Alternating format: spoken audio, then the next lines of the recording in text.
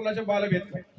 कारण जर मी भारतीय जनता पार्टीतला जर पदाधिकारी असलो तर मी तुमच्या मोर्चात ह्यासाठी सहभागी झालो तर माझ्या हजारो कामगारांचा प्रश्न या ठिकाणी.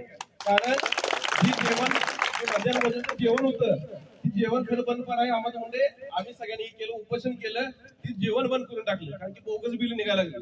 त्यावेळी कोणाचं धाडस नव्हतं. आमच्या पक्षांतर्गत कारवाई झाली, ती सोसली. फक्त एक विचार होता की कामगाराला खऱ्या अर्थाने न्याय मिळाला पाहिजे.